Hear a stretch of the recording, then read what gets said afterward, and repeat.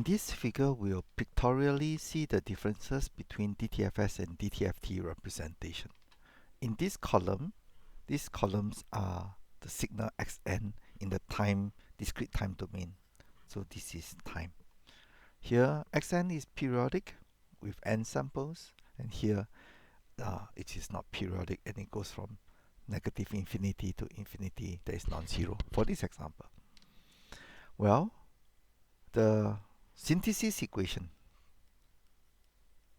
that means once I have the ck value, how do I reconstruct xn? So we reconstruct using this equation. You realize that we take the complex exponential for all the kth harmonics for one period, for n equals to 0 to n minus 1. We will simply scale this complex exponential by ck, which is a complex number, so it has a magnitude and a phase. So in short, DTFS is telling us that xn can be reconstructed by properly scaled version of complex exponential at only this k frequency from 0 to n minus 1 harmonic. That's the cool idea of Fourier series. Now, what is ck? Well, remember k is going from 0 to n minus 1. So it basically is dividing, this is omega, the frequency representation. We only plot the magnitude of ck. So actually we are going from 0 to 2 pi over here. Okay, actually here is 2 pi when we reach n.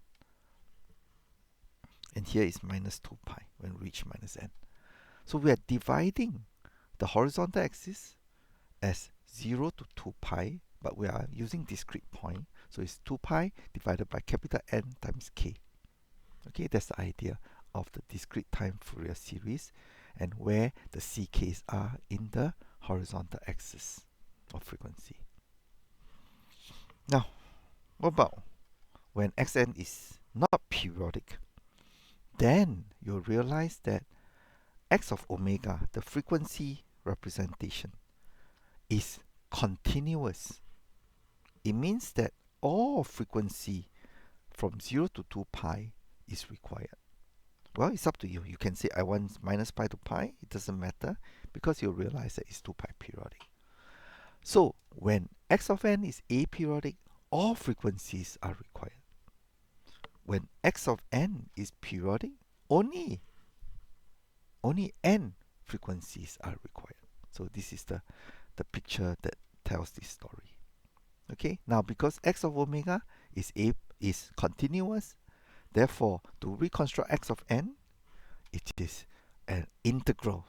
We need all the frequencies multiplied by all the complex exponential at all these frequencies from 0 to 2 pi or minus pi to pi. Okay, so this is the picture that tells us this story. Thank you.